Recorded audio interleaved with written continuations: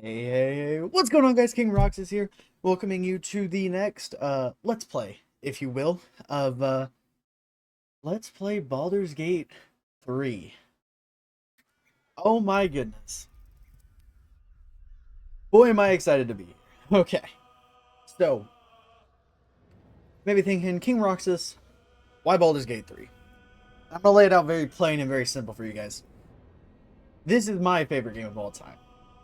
That is it. This game overtakes any of the Kingdom Hearts, surprisingly. Uh, This game is as close to a perfect video game as you can get. If not, it is the most perfect video game. I also imagine the first episode will be quite long because of the stopping point I have planned is a little bit away. I do want to say this is a modded Let's Play of Baldur's Gate. I have a whole bunch of mods installed. In fact, I have exactly 100 of them installed. Some of them are not too game changing, like quality of life improvements. Some of them are going to, like the biggest one I would say, it is a randomizer. So all the items in the game will be switched, and you can find late game items in early game chests. This is just to keep it a little bit more interesting for us. I also have no party limits. Usually you can just have yourself and 3 party members. Have no party limits, but do not worry. That does not mean the game will be easier. The game will in fact be harder, if you will. Camera a little messed up. Let me fix that for you guys. The game will be I'm trying to make the game hard. So what do I have in place for that? I have the counterbalance. Is that the right word? The counter. I have the balance to it in making the game harder by giving the enemies more health, more damage, more actions, along with having something called nightmare difficulty, which will make all of them smarter and stuff like that. But pretty much I'm saying it is a modded run. Most of you that are here, I imagine, have played Baldur's Gate 3 before. If you have not, welcome. Don't worry, it is modded, but it will not deviate from the story or the gameplay. It's just to make it a little bit more fun for all of us. So, we're going to hit new game, and you're at this screen. It goes in order from left to right based on how difficult you want it to be. So the Explorer is not difficult at all. That is baby mode. Balance, I would recommend balance if it's your first time playing. Tactician for second time. And then honor mode for third time. You can also customize the experience. We won't be doing that. We will be playing tactician. Let me explain them all. This is really easy. This is focusing on the story, not on the fights. This is for first timers. This is where you just want to experience the game. This is where it gets a little bit harder. Usually increases the damage, I believe, and the health by 30%. So a little bit harder. Honor mode is just insane. You have one save file. If you die, it's permadeath. If you die, it's over. I don't want to do honor because it is a let's play. However, I do want it to still be hard. The only logical option is tactician. But don't worry, we have other mods in place. And as mods pop up, I will try to explain what they are if they come to my mind. I may have a list in the description of all of them. I don't know if the description can hold all them words, but all the mods you could find will be in the in-game mod manager. I know you can use third-party mods, but all of them are in the in-game mod manager. So anyone that has a PC that has Baldur's Gate can play this game.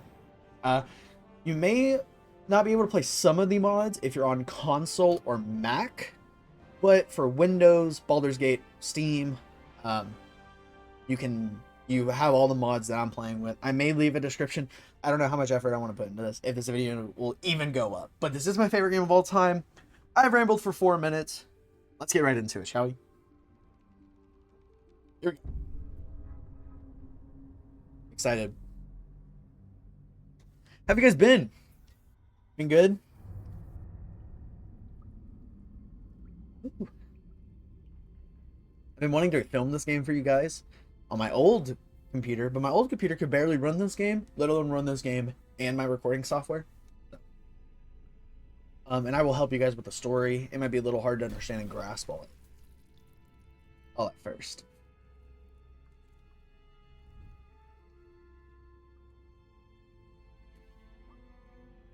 Weird octopus looking thing. And a person.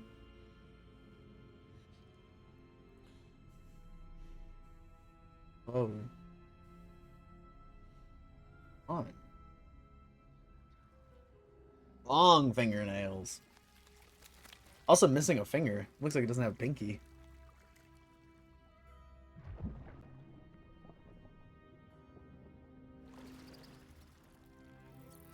Ew.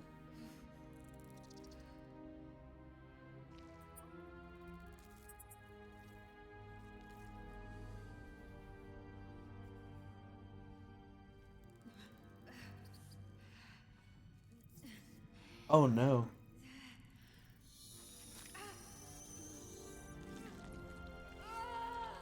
Oh, what a way to start! That little bug thing just crawled into its eye. Whoa. So I'm guessing this is us. And looks like we're gonna get a little friend too? Ew. Disgusting. Okay. Who are you? Okay. Don't reset the tutorials. We'll be fine. Alright. So, let me actually move the camera right quick. I'll move it down here so we can see everything. Just for the time being. I'll move it back up in a second. So, you're on this screen. And you may be thinking, King Roxas, that's a lot of words. I'm going to go very slowly, and we can go through this together if you're playing along at home. Or if you're just here, I'm still going to explain everything. So, the first thing, we're looking at the left. So, pretty much from our character to the left, we won't worry about the stuff on the right where my mouse is. Okay, good, you guys can see my mouse. That's good. We won't be worrying about this stuff or down here yet. We're just worrying about this screen and these tabs, okay? So, you first of all have Origin Custom. This is pretty much who you are. I mean, this is the whole character selection screen. You have a randomize button, which of course generates character with a random class, race, class, background, and appearance. We will be just doing custom and we will be making them. However, I do want to point out that you have the Origin characters. I have never played as the main Origin characters. I might get into this is for people that have played, you know, but these are the companions you can meet through your game. So Astarion or Starion, Lae'zel, Gale, Shadowheart, Will, and Karlach. I will explain all of them when we get to them in the actual game. But for now, we're just going to do custom because we want to make our character. What I think is also cool is if you pick one of these 6 down here, and then you go back to custom, it'll make you kind of like them.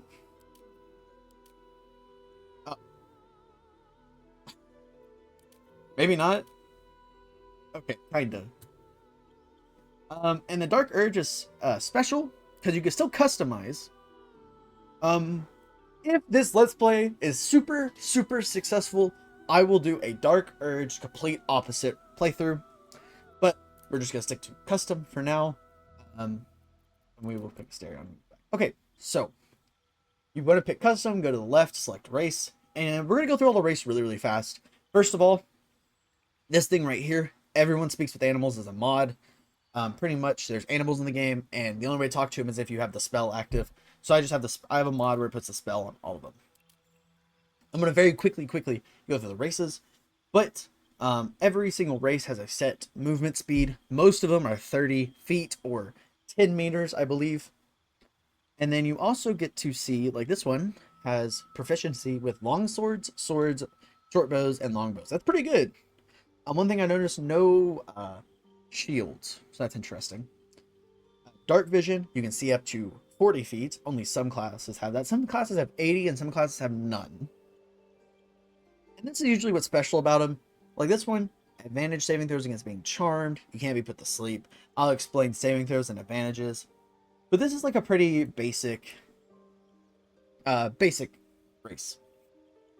Next up we have tieflings. These are like your hellish, demonish for people that haven't played D&D or Baldur's Gate. This is kind of like your demon race, but demons, devils do not mean bad. In this sense, they are some in the game that are bad, but this is just like your people, your average people from the hells. Nothing wrong with them. They have resistance to fire damage. This is really strong because there's a lot of fire in the game. You only take half damage from it. You have 30 feet per turn. You can see up to 40 feet. And your resistance to fire damage. So it's basically like Elf, but take away the weapons you're good at and you have fire damage. That's pretty good.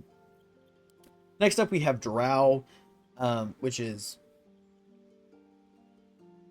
I think they're supposed to be evil. And these are pretty much the opposites, while not being opposites to Elf. But they're pretty much the same thing. 30 feet per turn. Rapiers, short swords, and hand crossbows. But they can see up to 80 feet in the dark. They have superior dark vision. And in the same thing, they have a saving throw against being charmed. You have their standard human, which we all know, you're probably watching this and you're a human, probably. 30 feet per turn. You have proficiency with spears, pikes, halberds, glaives, light armor, and shields. And versatility, you get an additional skill to be proficient in. It's pretty good.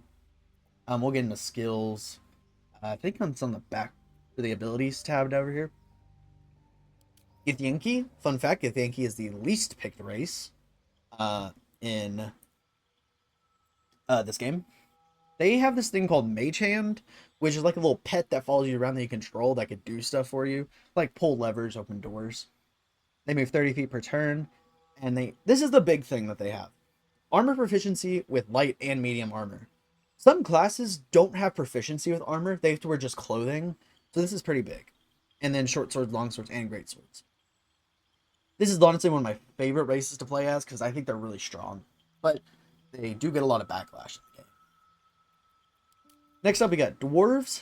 I should also say, some races have sub-races that can go a little bit further between high elf, wood elf.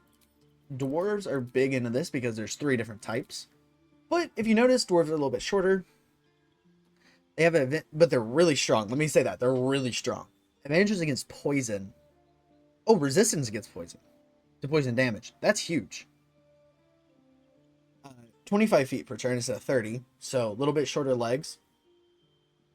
Proficiency with battle axe, hand axe, light hammer, war hammer.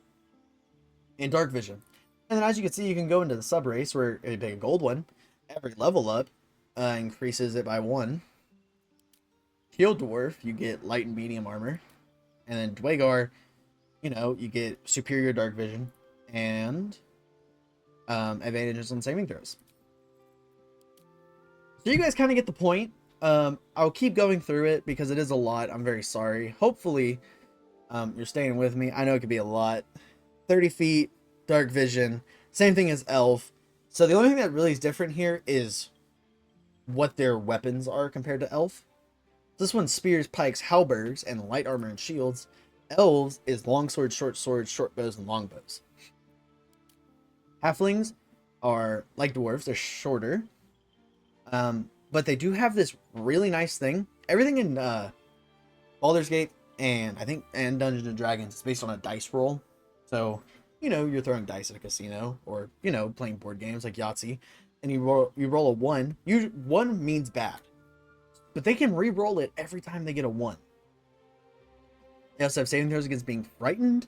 They move 20 feet per turn. There's the lucky, and there's the... Okay. So, I think there's a mod that's overlapping these, but that's okay. Gnome, once again, pretty short, so they only have 25 feet, but this is pretty big. Advantages on intelligence, wisdom, and charisma saving throws. That's massive. That is like half the damage in the game. Dragonborns are pretty cool. You're just a big dragon. They have this special thing where you get... They don't have any race features because it's all in the sub-race. But you pretty much have a whole action where you could just use your breath as some type of damage. Lightning, fire, poison, ice, whatever. Lightning, like that's so cool. Half orcs, pretty dope because of this one thing. They move 30 feet, dark vision. This is big. When you reach 0 hit points, so your health, you reach 0, you automatically get back 1 per whatever. And savage attacks when you land a critical hit with a melee weapon. So if you roll a dice, you get the highest number possible, you crit. If you do it again, you get to then add more damage. That is really strong. We'll come back to the race when I pick when I decide what we're going to pick. Next up, we got the classes. We're gonna just start at the top, and then we'll go through it. So barbarians do this thing called they rage, and they deal the basic one. All of the classes, this is the big thing that decides you in the game. Every time you level up, you get a little bit more in your class. So you rage, you deal extra damage, improvise. You deal extra damage with melee attacks. And unarmored defense, you pretty much get more hit points when you're not wearing an armor class, I believe. I believe that's how it works. Alright, next up we got bards. Bards are, many of you know this, if you have anything to do with fantasy, they play an instrument on the back. Let me switch off the half orc. Not that I have anything against half orc, but... Alright, so you pretty much, bards are more supporty class, while barbarians are more up in your face melee. They support you with spells like healing, you know, hurting your enemies, not necessarily by damage, but by debuffing them. Cleric, this is your bread and butter healing. This is your support class. They heal, they give you armor class, which makes you harder to hit. They do the same things bards kind of do, but clerics, this is your standard bread and butter healing. And then, of course, there are this many subclasses. I won't get into a lot of them, but yeah. Druids are funny because this is what everyone goes for on their first run of Baldur's Gate. They're like, yeah, I want to transform into a beast. Which is fine. The only thing is, druids in the base vanilla game don't have items that are good for them. You kind of get screwed with the items. That's the only reason I don't like druids. They're really strong, but they don't get good items. I have a mod on where druids get items, but I don't know if I'll play as a druid. Fighter. This is the basic class, okay? Fighters are, you hit them with a melee attack, and every once in a while you can heal yourself. That's it. They're pretty boring. However, they are one of the strongest classes in the game. Monk. Now, let me tell you about strongest class in the game. These three right here, Fighter, Monk, and Paladin, are like the strongest classes in the game. Monk, you can build them a certain way, but what you want to do is go unarmed. You're just going around punching people. Like this right here. Punch twice in quick succession. Go boom, boom. And look at all these features they have. Extra armor class when not wearing armor. The weapons like staves scale with dexterity. The unarmed attacks deal 1 to 4. I mean, it's just a bunch of stuff, and the key points and their subclasses. Monks are really strong. I bet I will have a monk on the team. I can almost guarantee it. Next up, we got Paladin, which everyone thinks, and I can kind of agree. I think it can go a bunch of different ways. Everyone thinks this is the best class in the game because of one thing called smites, which we will get into, but that is a ton of damage. They can also heal, and they have something special. Pretty much they're holy, and they fight bad people. If you're a paladin and you hurt individual that was like innocent, that's what I'm looking for. Like a nice civilian of a town, you are not a good paladin. You can break your oath, but that's another topic of discussion.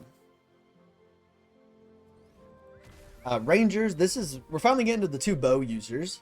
I would say Rangers, they use the bow, and you can have your own pets right here, Beast Tamer. You can summon up a pet that helps you, and they just shoot their bows. I really like playing Ranger. It's one of the weakest classes in the game, but it's really fun.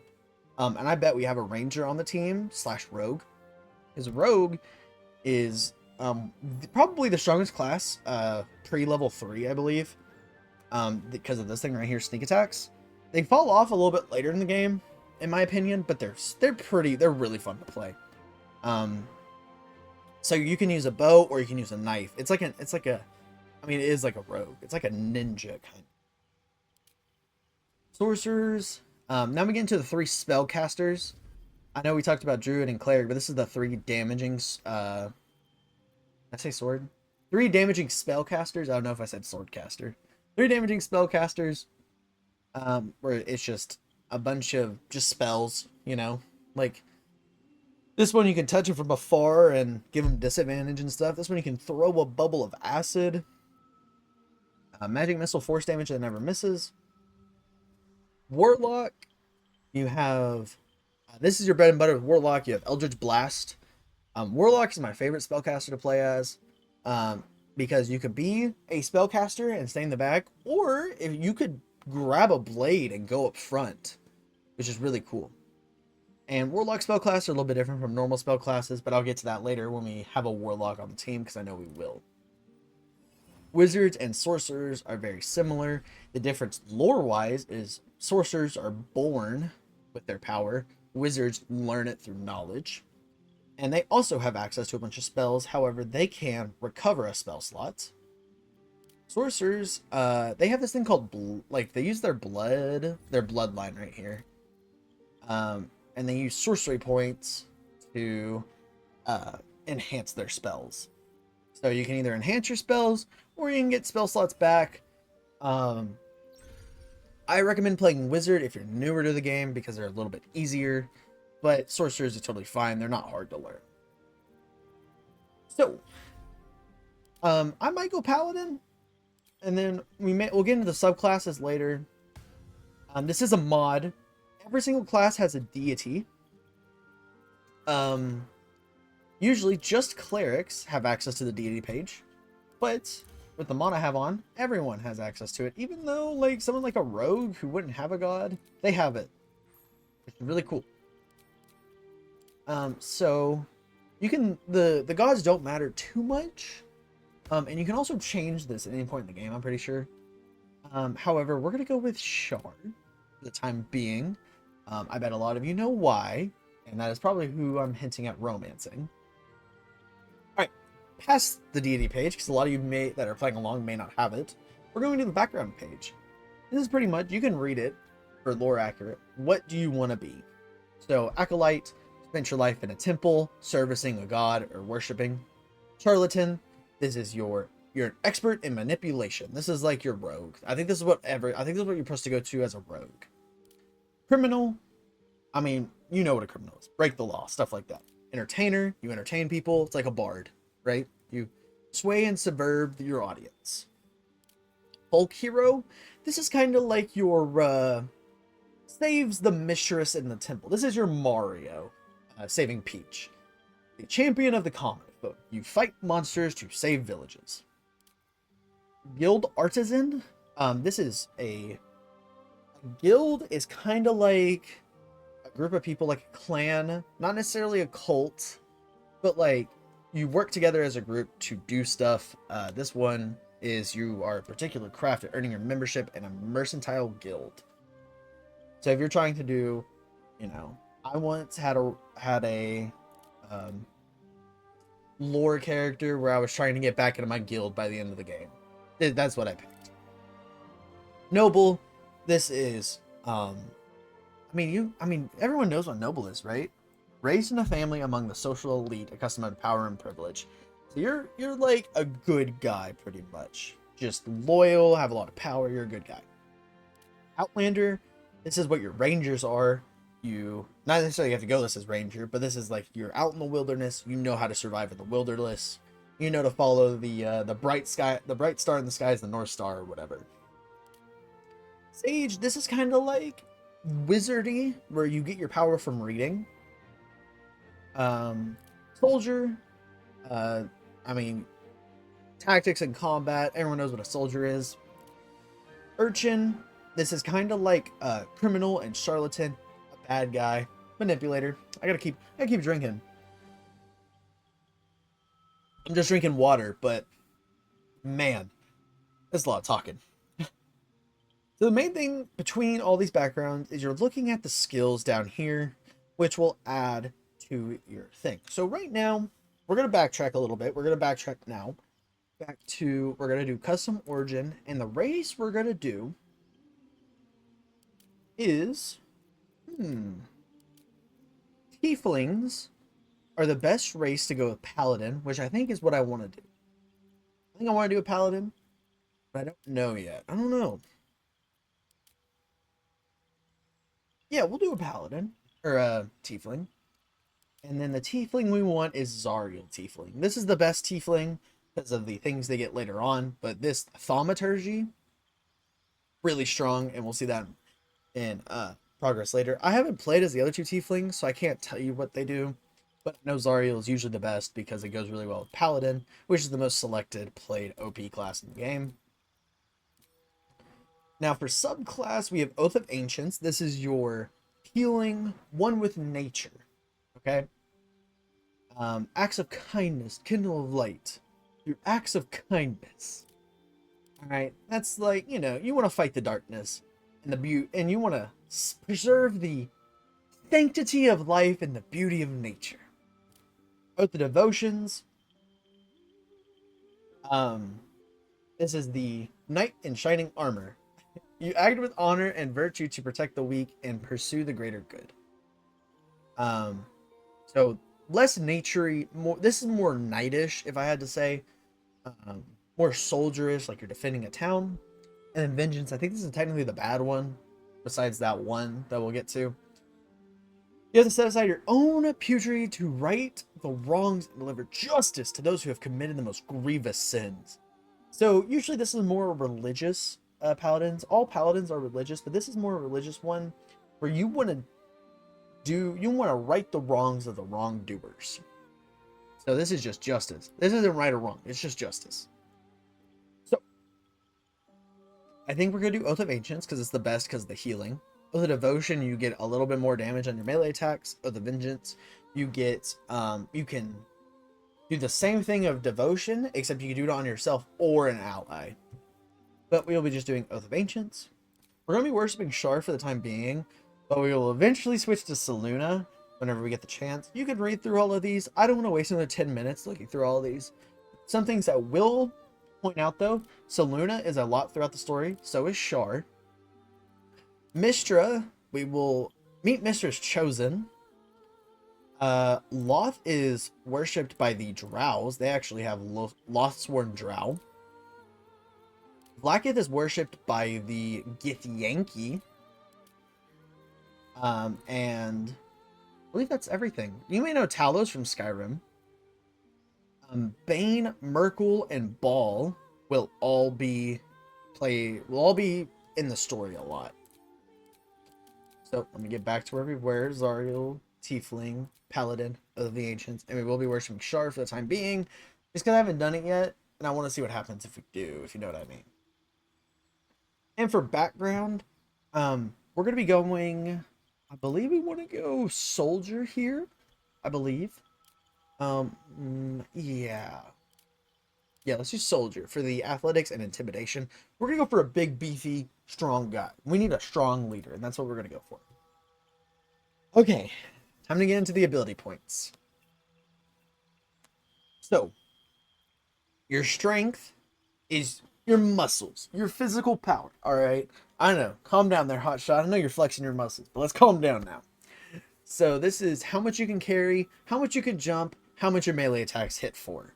If you're a melee class, like fighter, paladin, maybe monk, and barbarian, this is going to be your main thing, strength. Dexterity, this is agility, reflexes, and balance. This will also affect what order of turn you go into. We'll get into that later. And your finesse weapons and ranged weapons. So this is your bread and butter for ranger, rogue. However, this is really good on everybody.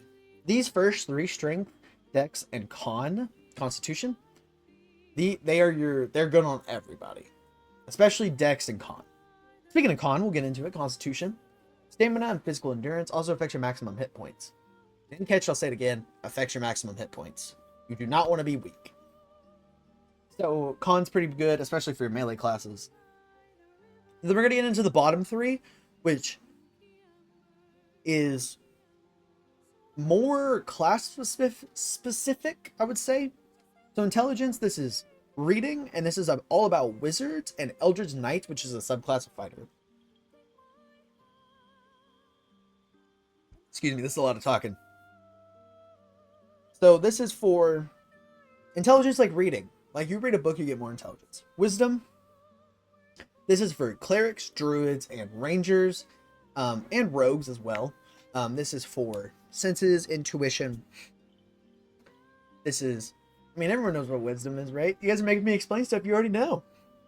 Next up, we got charisma, Riz for the Gen Z and Gen Alpha.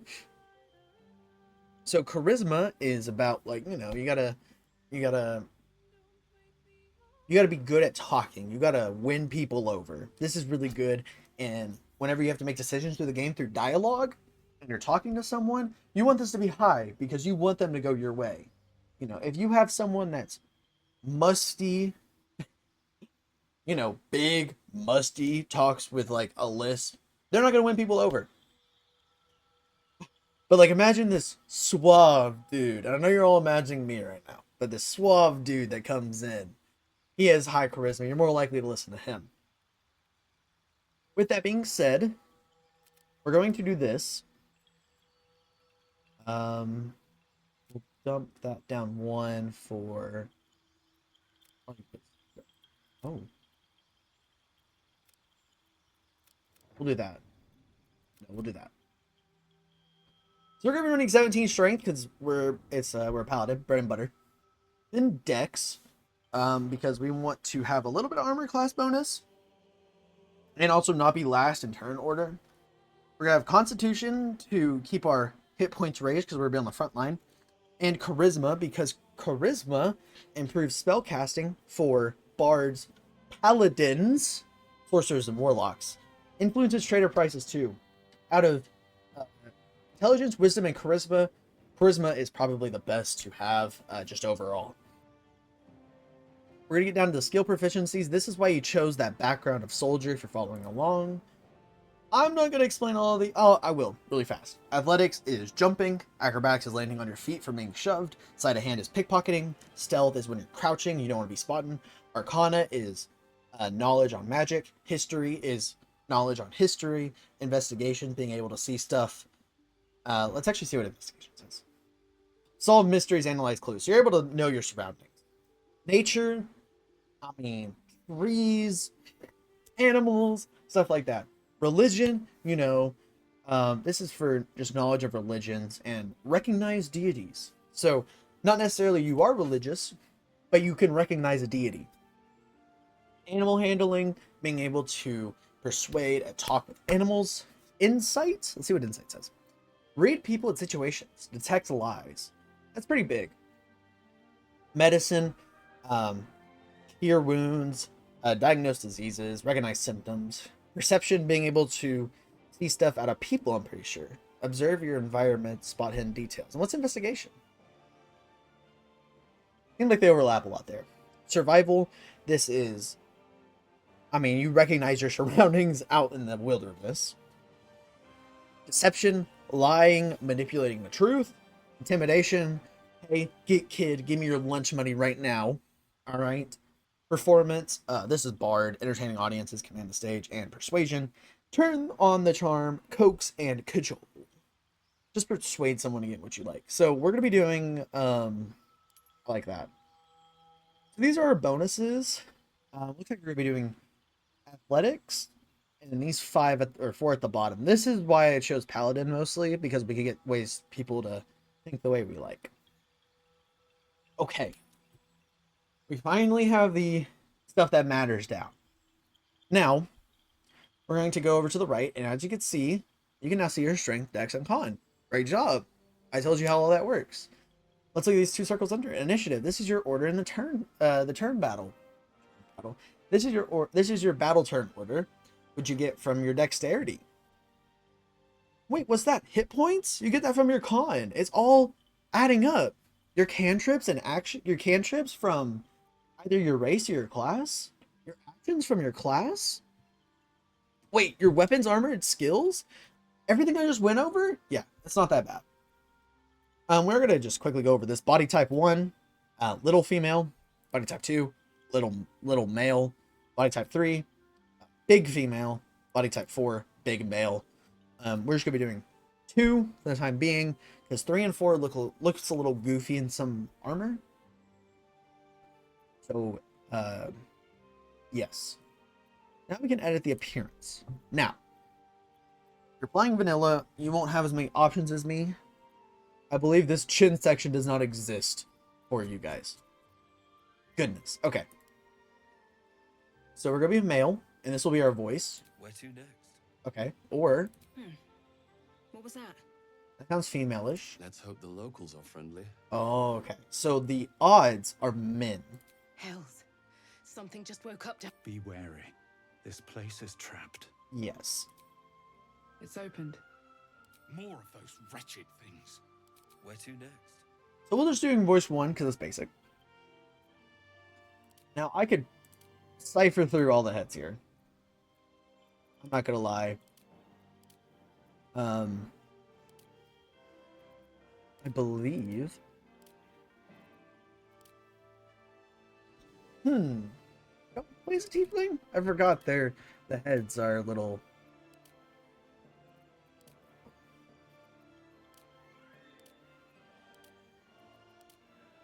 I wonder what head to use. I don't like the spiky ears. I mean, all of them are spiky, but let's go this one for now. I'm pretty sure we can change any of it when we get into the game. Skin color. Now you could go a normal skin color like this, or this, or you could go more D&D-ish with like red. You could do like this is like a red tiefling. We may go with a soul. I don't know if we go with like that maybe. No, that's a we need. Go with that. We don't want any scars. Maturity.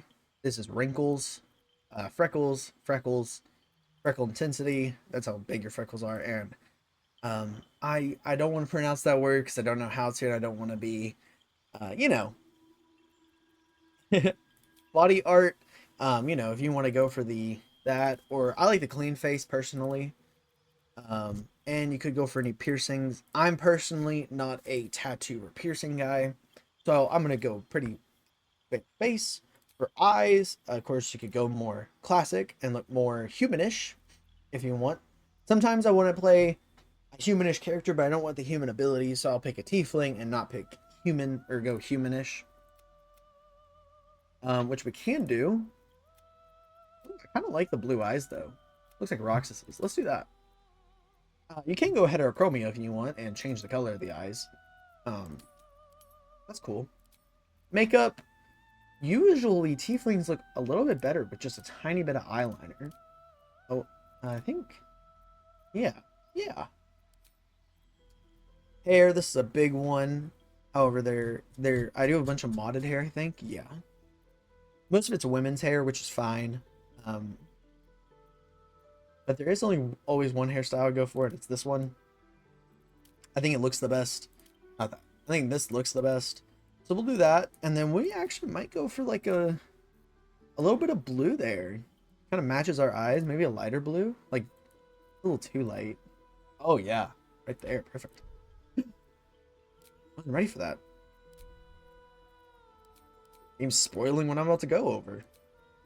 You can change the natural hair color, the highlights, and the graying, but I kind of like that. Facial hair? No. Tieflings do not look good with facial hair. And horns? We could do hornless. See, this looks very humanish. Besides the giant tail we have, I think we want to... Let's go for some, like... Oh, like, ram horns? What are these called? Oh, okay. Yeah, let's do that. Can we do, like, a blue?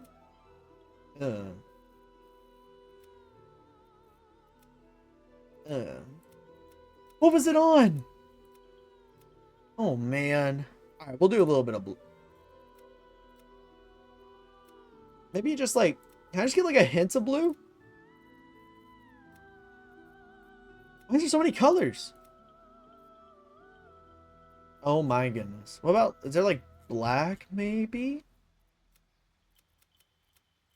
Oh, there we go. Okay, that's good enough. That's just basic. Alrighty. This is our character that we'll be running with, at least for now. I may change it up based on the, when we get into the game. But, everyone meet Roxas. That is who we will be playing as. Nothing to do with Kingdom Hearts. I'm not a Kingdom Hearts affiliate, but this will be Roxas for me. So let's proceed. And I know you're going to freak out, but don't. It'll be okay. You have to make another person if you want, but we will not be doing that. We will be doing the basic human body type 1. Just this is our guardian. We're not going to mess with anything else. When we click Adventure 4, it's going to start our adventure finally. Continuing with the cutscene that we had at the start of the game, if you remember it. I know it's been a while.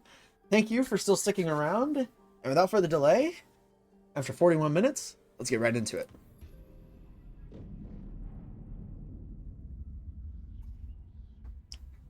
Okay.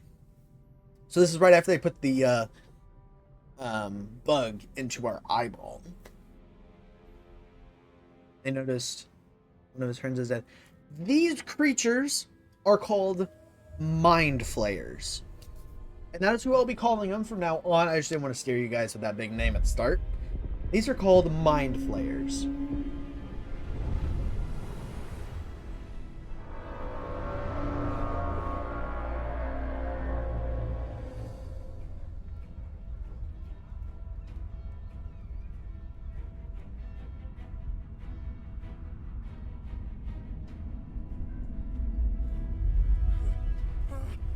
So, looks like this mind flayer in this ship's about to destroy this thing.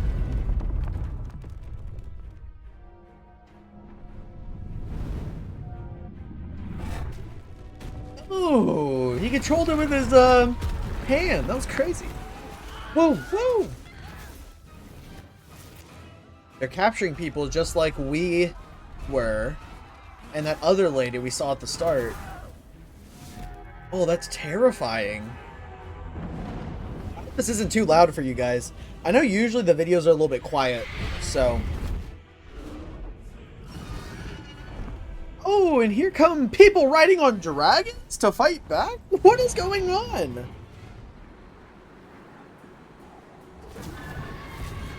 Oh my goodness.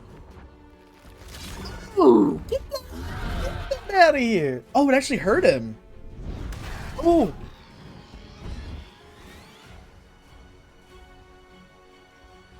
Oh my goodness.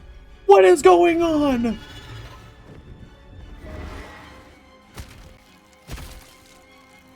Oh, the dragon got in.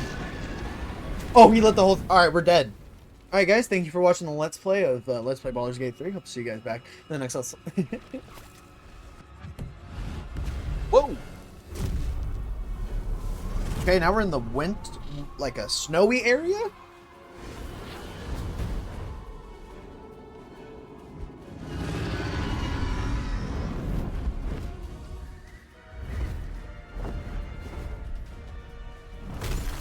Oh my goodness!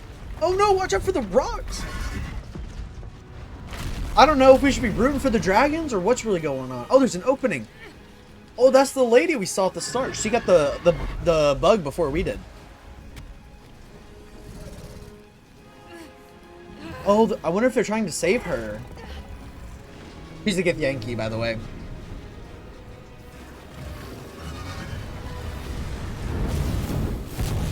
Oh my goodness! That's where all the little bugs were swimming. What is going on? Oh my goodness! A battle cry! Oh my... That is the intro! That is the intro! Oh. It's her. We saw her in the origin characters, but if you forgot her name, I won't spoil it yet.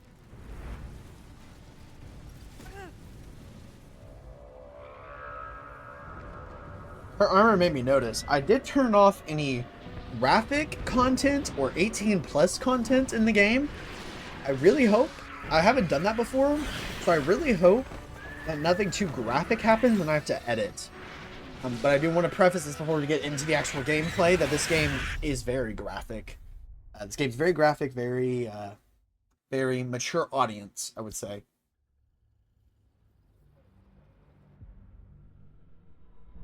Alrighty. And there's us in our little green uniform with our horns and blue hair.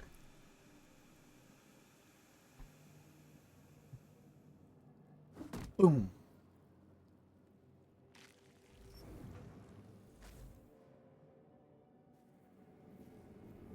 Okay. Whoa!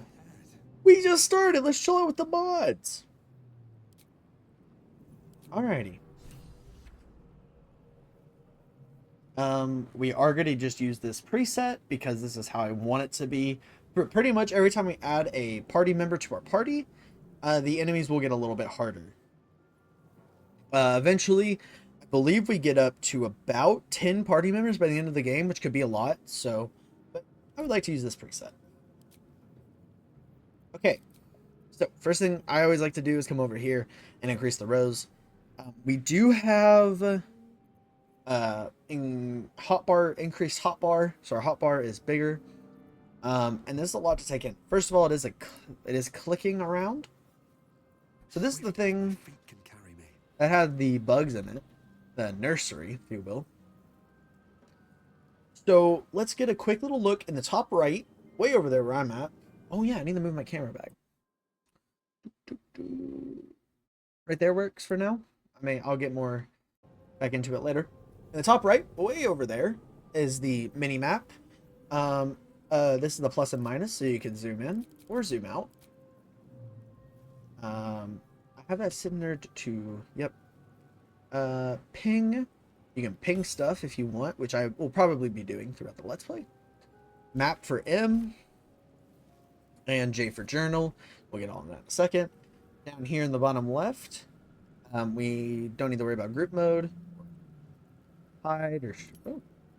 Okay, I don't know what that is. Camp inventory. Anything in it? I can't even check it right now. Alright, then we got this is how you can check out your inventory, but that's just I. We have a picture of us. You have the weapon we're using. We're using a warhammer. 4 to 11 damage. It is in one hand. It does bludgeoning damage. The special abilities it has. We're going to quickly over here. If you undo this lock right here, you can move stuff around in your inventory. Otherwise, you cannot. So I'm going to quickly just put it all in order for us. We're going to cast Speak with Animals, even though I know we won't use it.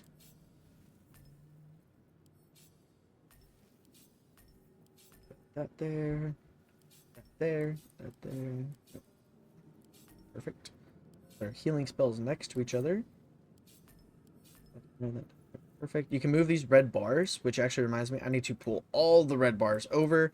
Make sure you do this if you're using the mod to unlock the other red bars. I'm just going to leave 2 spaces for them, like so. And we'll leave these other spaces a little bit bigger. So you have jump, shove, which you can shove people, dip, which you could dip your weapon into like fire to add a little bit of fire damage, and then we'll get into all those later. Thaumaturgy and the healing and all that stuff, we'll get into it later. We have potions of healing, which you can heal yourself with, and a scroll of revivify to revive people. These are the mods. I won't get into them for now. All right, so where are we? I believe I have everything. You click I, you open up your inventory, where we can see we have the potions, the revivify, 2 javelins for some reason, keychain to hold all of our keys, Paladin's Oath, alchemy pouch to keep our alchemy ingredients, yep, supply pack, I don't know what that is, bag of over when we come out, chaos. We will not open that for now because I know it's in there. You can check out your stats on the left, but we've already been through all of that. Look at that, we weigh 150 pounds, but we can carry 23,000 pounds. I do have a mod on where we have infinite carry weight. You can check out all of this stuff. Oh yeah, that reminds me, go to reactions over here, turn on opportunity attack, you'll need that later. And that is it. We'll get into stuff as we go on. This video is going to be quite long, so let's go and hop into it. Oh my goodness, this is the randomizer, everyone. Wow, this is one of the best items to get in Act 1. Okay. Let's go ahead and throw on that Everburn blade. So usually this Mind Flayer right here is how you determine what items you get if the randomizer is on or not. So if you left click it, you can open up its inventory, and if you right click it, you can do stuff like examine, maybe throw, loot, and you can pick up the whole body if you want. But as you can see, dead and stuff like that. We're gonna go up to this chest right here. We're gonna loot all of that. Looks like a health potion, a ring, and some gold. And we're gonna run around here. Right up here, past this pod. Over to this little thing called an onyx. We're gonna grab that. Wish I had a bag of holding. It's just a rock. It doesn't mean anything right now, but yep. And we're gonna keep running over to this chest. This chest had a ration. It just gives us 80 camp supplies, and we'll get into camp supplies probably at either the end of this episode or next episode. So if you want to jump back down to where we started from, as you can see, it says -1 health and prone. Prone only matters if you're in a fight, but it does say -1 HP. So let's go ahead and jump. And our health in the bottom left, where our character is at, right below, right there, has a 10 out of 11, meaning we have 10 hit points out of 11. But if we hit this blue thing called restoration, it heals all of us. This is the door, believe it or not. So we're gonna go ahead and go through. I'm gonna keep the camera on locked cam while we're not in combat like this. And let's see what's going on in this next room. So we got a goblin with a illithid record. Images of goblins, their habits and histories flash into your mind. So that person that was reading, Images of goblins. this is called the narrator. Flash into your mind. It's called the narrator. I don't know how well you guys can hear, but hopefully pretty well. We're gonna grab that loot off of that goblin. That narrator is not the Dream Guardian we picked out, but it is the narrator, so it'll. Schematic of a nautiloid flashes into your mind. Her voice is throughout the entire game. I'm just gonna let that know now. She doesn't have a bad voice. I'm not pointing that out. So, yeah, just get used to the narrator reading stuff out. And then this little elevator. Let's see where this goes. Let's see where this elevator takes us. Let's run down to Mithranath. A level 1 high health that's under operation. You see that all at the top? 10 HP, under operation. So we can actually right click exam, and see what does under operation mean. Cannot move or speak. Very basic. He has a 1 in intelligence, and he's just a high elf, weighs 150 pounds. And he used just about every weapon in the game. So let's talk to him, because I hear a voice coming out of him.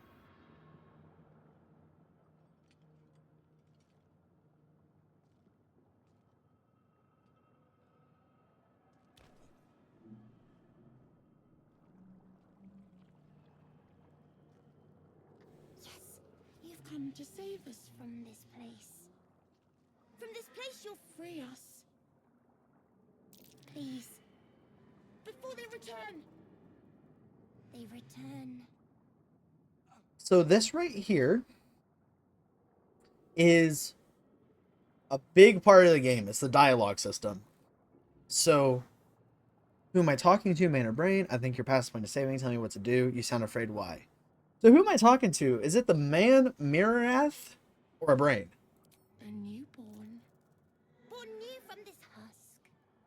You realize you're talking to an intellect devourer, a minion of the mind flayers who abducted you. So if you caught it there, it said in the top left, and it says right there next to narrator, intelligence, arcana or arcana. Remember when we were picking out all the skills, we had probably a -1 in arcana. It's gonna roll a 1 through 20 number generator, simulating a D20 dice. And if we get that number that is higher than what it was needed to see that, then it'll do something like this. That'll get more into it later, but everything in this game is based on a dice roll. You sound afraid. Why? Unless I could destroy the brain. The enemy. So many enemies. Okay. I think you're past the point of saving. Tell me what to do. Remove us from this body. From this case. Free us. Please. So now we're left with something we could do here. We could investigate the brain. And if you hover over the thing, you can see we're going to roll a d20 dice, but we're going to be minusing 1 because we have a low intelligence. Strength, we're going to roll a d20, but we're going to have a +3. This means if we roll a 12, let's say, we will then add 3 for 15. Dexterity is just a +1. Usually, you want to do the one that's highest here, but for this case, you want to do investigation because there's nothing wrong if you fail it. This is the dice roll. Let me switch the dice. I do have, this is all the modded dice I have. I know it's a lot. So we're actually going to use, which one's easy? Is that easy to see on you guys? I think so. Yeah, what does this look like? We'll use a diamond dice. Okay. So this is it. We're going to click the dice to roll. We need a 10 to pass. 1 always fails, and a 20 always succeeds, no matter what. Difficulty class could be 30, but if we roll a 20, it succeeds. If it's a difficulty class 5, and we have a +6, and we roll a 1, supposed to get a 7, we will fail. So let's see what our first dice is of this Let's Play. Is a 9, -1 because of our intelligence, so we rolled an 8. That's pretty simple to understand, right? So we failed it. So usually this means something bad, but we're going to hit continue. Apart from this strange context, you notice nothing unusual about the brain. So, because we failed that check, the narrator, imagine this, we're on a straight path. And then, since we failed that check, we're going to go this way now, right? Instead of going straight, we're going to go this way. So we don't know what the narrator could have said if we actually passed it. So now we're down to strength check. This is called the strength check. This is a dexterity check. We could destroy the brain, which doesn't require a check, and we could just leave. We're going to try to break the skull. We need at least a 7. Because we have a +3. It's a difficulty class of 10. 10 minus 3 is 7. So we need at least a 7, which means we have over, what is that? A 65% chance of getting this. Ooh, and we got an 18 plus a 3 for a 21. So even though the highest dice we could roll is a 20, since we rolled an 18 plus a 3, we still got a 21. A flat 20 is the best roll, though, possible.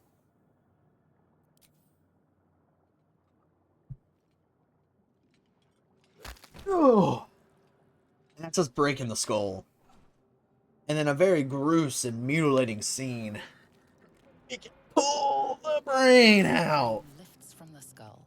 Oh my You goodness. notice an opportunity. You could cripple the strange creature, making it more subservient, should it prove a threat. So based on what the narrator said, pretty much saying, you want to mutilate the brain, do you want to weaken it? But we're going to spare it. That sounds a little crazy, but we're going to spare it, because we're going to need it.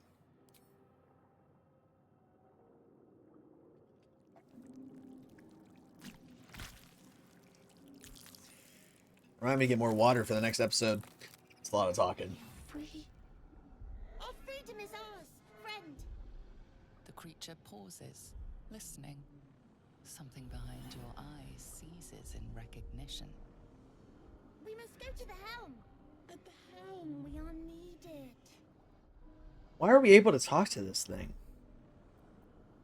We have a bunch of questions. All right, let's go. What's at the helm? I have to do one so I can do. I can go, but not with you. Let's go with what's at the helm? The brain tenses, as though querying an unseen advisor. Do you not hear it? We will not survive here. We are needed to navigate.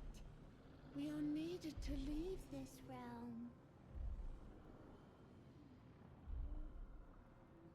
realm. What should I call you? Us. We are us. And so we meet our first companion of the game. Us. Alright, let's go.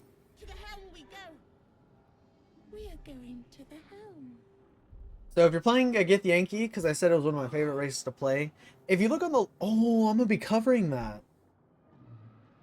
I might need to move the camera. That's a pretty... Can I move it over here, maybe? For now? For now. We'll see if that gets in the way of anything. But if you see over on the left now, you have us. That was not there, by the way, before we got us. And we have us. He has 20... He's level... or 27 hit points. But if you click us, we can control him. And as we can see, he has a claw. He can jump. So... Also, one thing to notice that if you move around as a follower, your character will not follow you. But if you play as you, your companion will follow you. One glitchy thing I found out in the game, that if you click this elevator and then click I...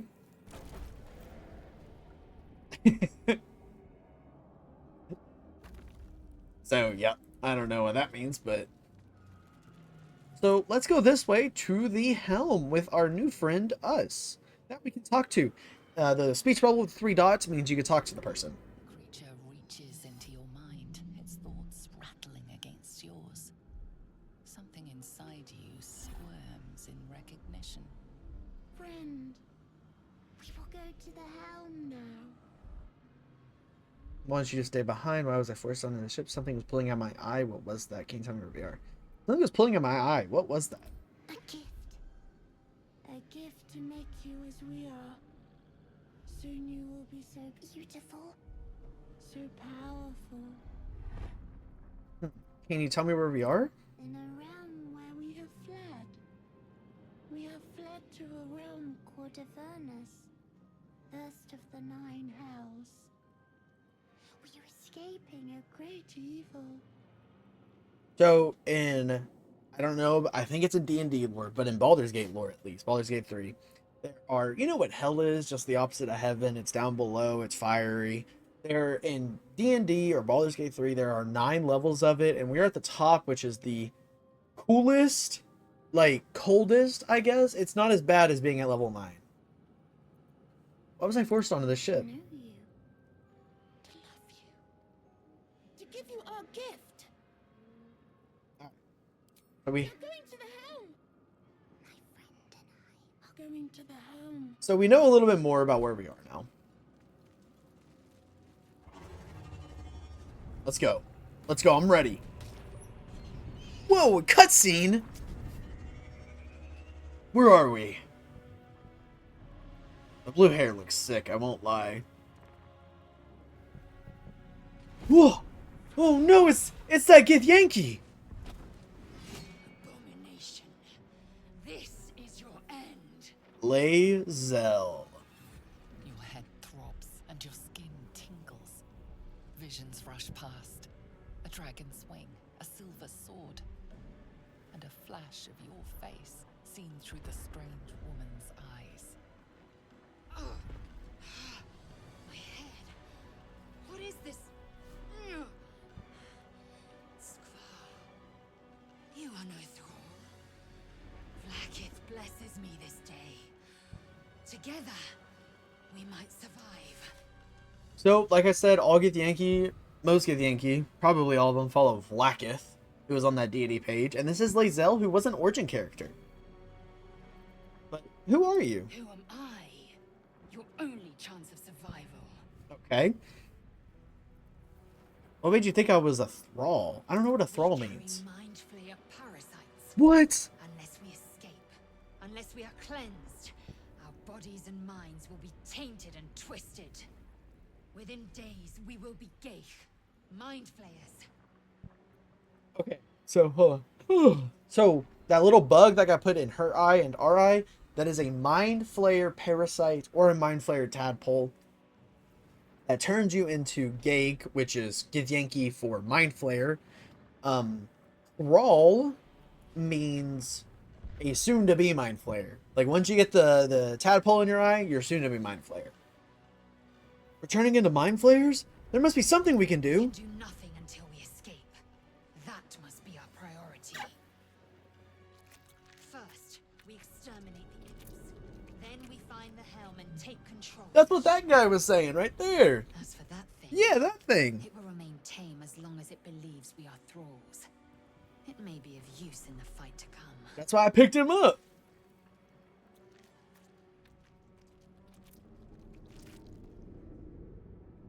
Ew. Let's go! And now we get an hour and 5 minutes into this. We get our first order of combat. The only thing that actually fully changes with the UI at the combat is at the top center. As you can see, there's an order between us, Lae'zel. I should say us. Between Roxas, Lae'zel, and us. I was meaning us like me and the viewer. But it was us is the name of the little brain. So let's say Roxas, Lae'zel, and us against 3 imps, all with a health of 7 and an armor class of 7. I'll get into the nitty gritties of armor class later. Pretty much a health of 7. So if we hover over them, what we could do here, first of all, you have a set amount of movement you can take in a turn. This being exactly 30 feet. Or 10 meters if you're playing on the metric system, I believe. So I can only move, I can move to this imp, but not this imp. Second thing, if you look at the hotbar, right above it, in the middle, you should see a red dot and a yellow dot. In each turn combat, each turn, you get one action, one bonus action. Action being green, and then the bonus action being yellow. Then if you hover over your hotbar, like if you want to make an attack, if you look at the bottom, it says action. If you want to make a jump, it says bonus action. So, one cool thing to note about jump, I'll say really fast. If you see the 25 feet, that means I can jump 25 feet. However, it costs a bonus action and 10 movement speed. So, we can actually barely get over to that one. So let's do it. Yeah. And then we can deliver a critical hit. Now we can loot him. He has a crossbow, so we'll take it. We'll use the rest of our movement speed. Almost loot that one, which we do. Okay. Then you want to end your turn. This will end Roxas's turn. I'm out of bonus actions and bonus actions. Let's end our turn. It is now Lae'zel's. We're gonna, if we hover over Lae'zel's sword attack, main hand attack, it is 4 to 13. She has a bow, which is 2 to 7. So we probably want to use the sword if we can. So it is 4 to 13. This thing has 7 health. Let's see how much damage we do. We do a 6. Then we can use our bonus action to pummel strike him. 1 to 4. A non-lethal attack that'll daze the enemy. So this won't kill the imp, but it will knock it out. We can now end her turn. We can go over to us now. Or the brain us, not actually us. And we'll see. Us does 4 to 10. So let's see how much he does. A big 4. The lowest he could have gotten. We're going to end our turn. This is all based on a dice roll you can open up with combat log down here. Where we can actually see. Oh. Okay, I accidentally moved. That was a attack of opportunity. Pretty much, if you're right up on someone's face and you walk past them, they have a chance to do a free attack on you. It can miss, as we just saw it missed on us. The brain us. So, as we see, Imp used opportunity attack. Attack an enemy moving out of your reach. Imp used manhand attack. It is a -2 to 1 damage on us, but it missed because us has an armor class of 12. The imp rolled a d20 to do the attack roll. It rolled a 2, really low. Because of our difficulty, it added 2 for 4, but its strength modifier has a -3. So let's take a look. Its strength is 5, -3 to strength checks. So overall, it rolled a 1. Basically saying it didn't hit. So let's end our turn. Like I said, right there, we could actually check. Use main hand attack on Lae'zel. Out of 20, it rolled 4, +2, -3 for 3. It's not going to hit. the enemies are made to not hit at the start of this fight.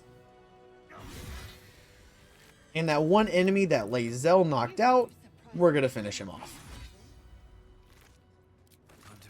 And now, we need to loot all of... we'll send that to Lae'zel. We're going to ignore that because it's a mod that I don't really want to mess with right now. So don't worry about the bag of overwhelming chaos.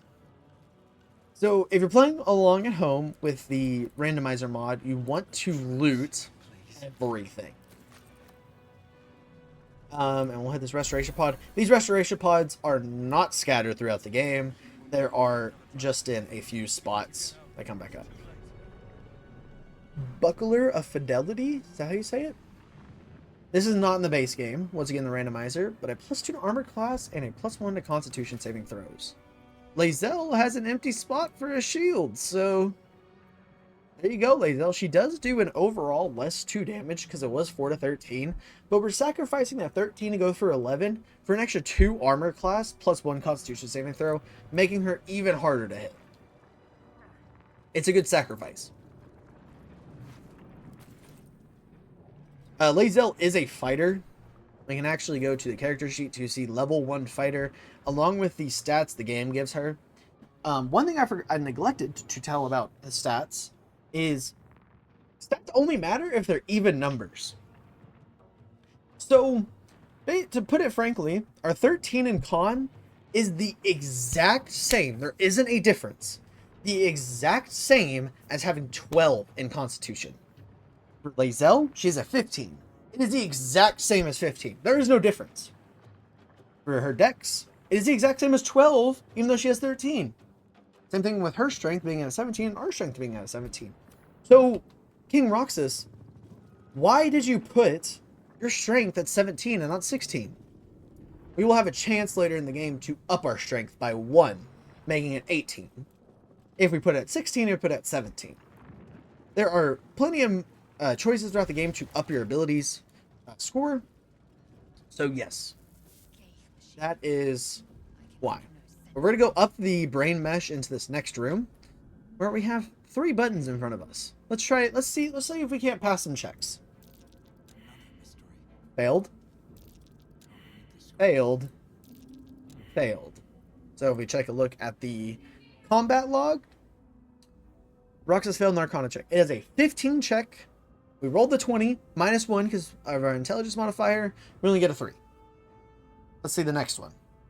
We rolled a 15, we rolled a 4, so we didn't get it. And the next one, we rolled a 9, so we did not get it. One cool thing about all these checks, though, excluding dialogue, most dialogue doesn't work like this, you can check it with your other party members. Aggression. That's what the middle one says.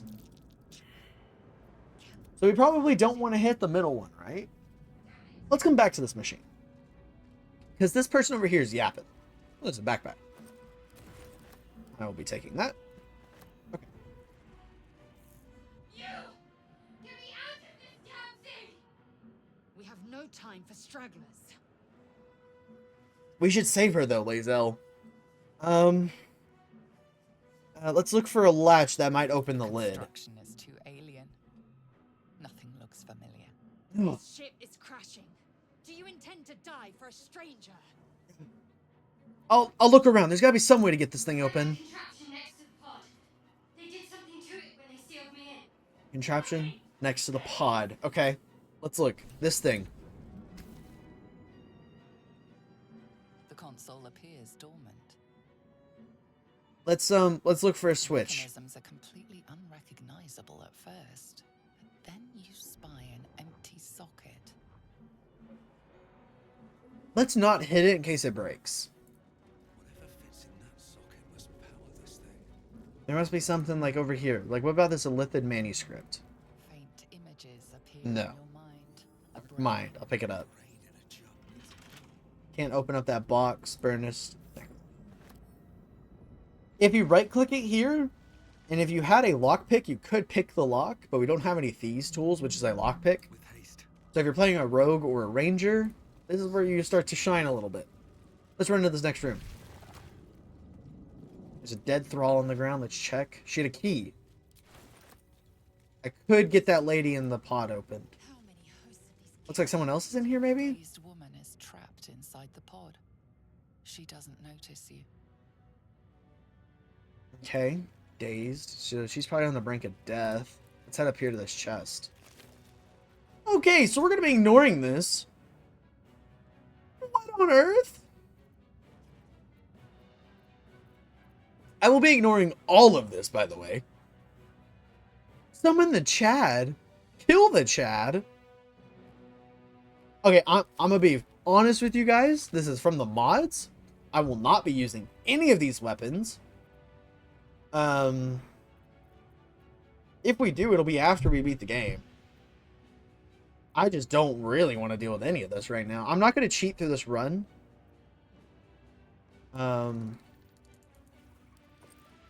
Okay, I do have mods that add some of this equipment to the game, but it is nested within. Like, we can find it random throughout the game. I'm guessing they just all threw it in here for a reason.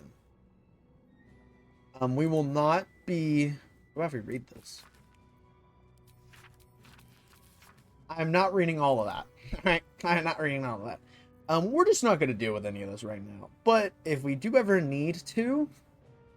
I will actually take this this chest summoner, just in case I do need this, but I won't ever cheat, guys. Yes, promise. It's just mods. All right, let's go to this dead thrall next.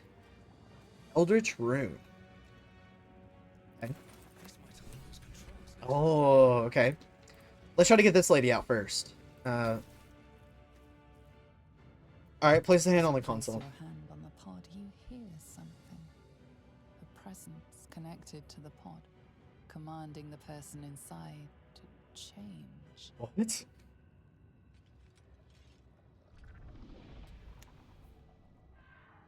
Oh, this was the dazed woman. Oh no. Oh no. I'm not even sure that's PG.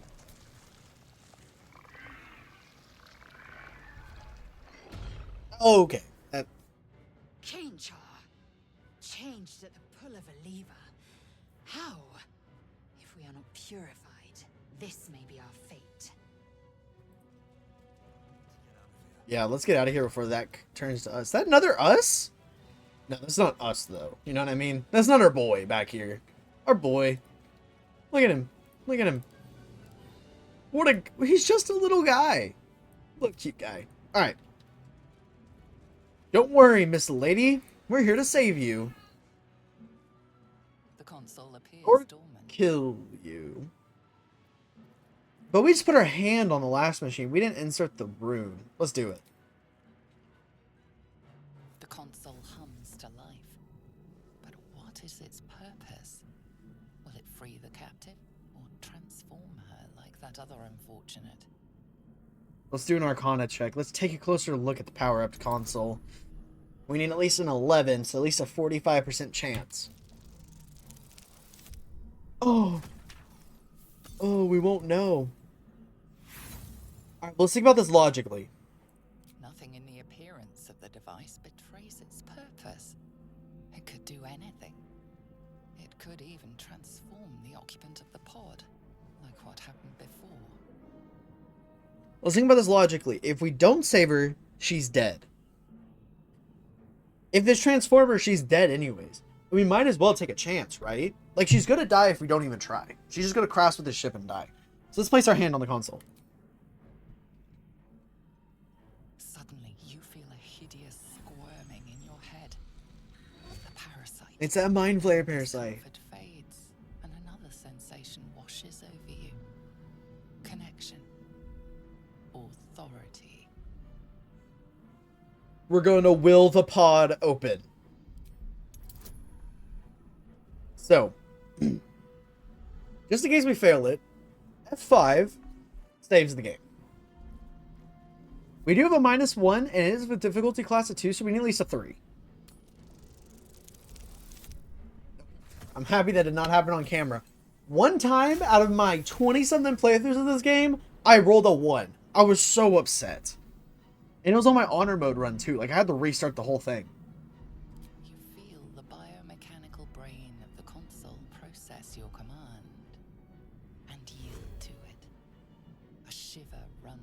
cross your mind. You feel sated. Oh, he fell out.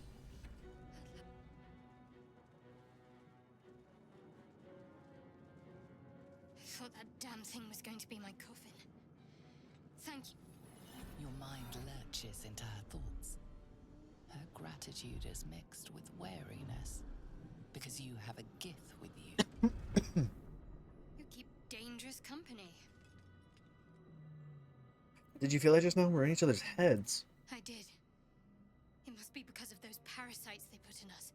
They'll have to wait. I need to get off this ship alive first. Let me come with you. We can get off this ship and watch each other's backs along the way. Alright, then, let's get going. I'm Roxas. Shadowheart. One moment. Well, Miss Shadowheart, how are you doing?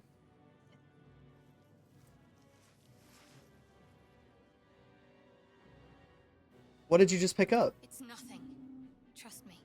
Enough of this chatter. We need to get to the helm. Now. She's right. Lead on.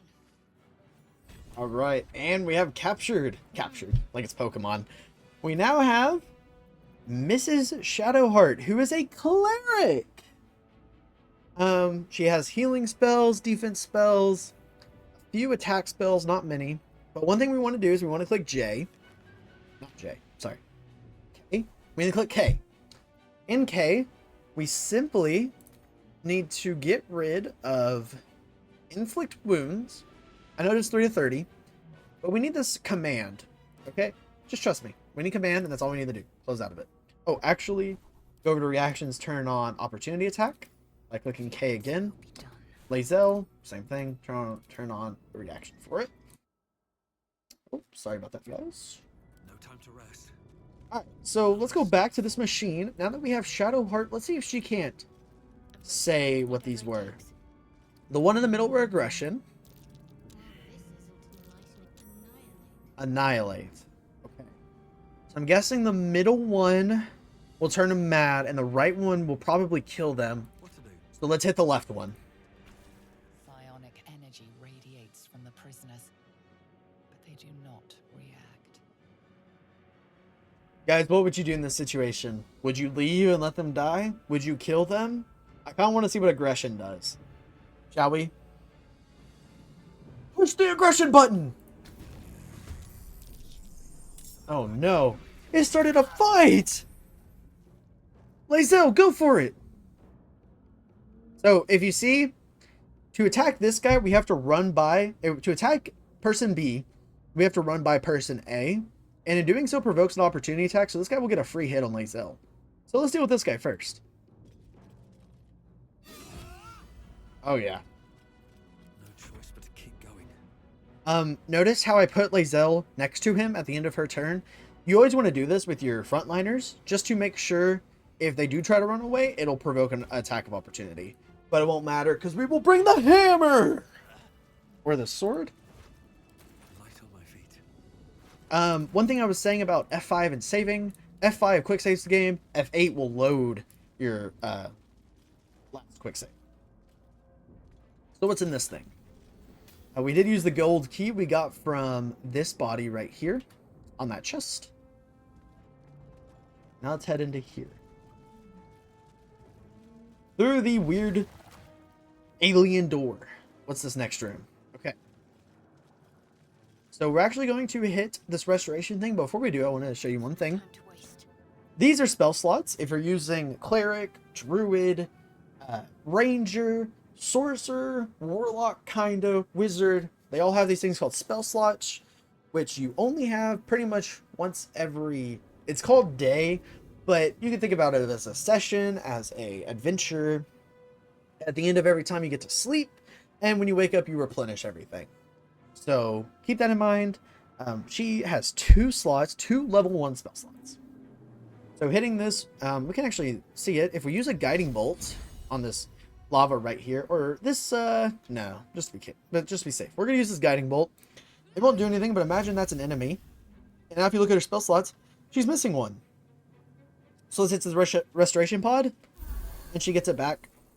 Restoration pods are not scattered throughout the game once again. They're just in this tutorial area, and then 2 other spots.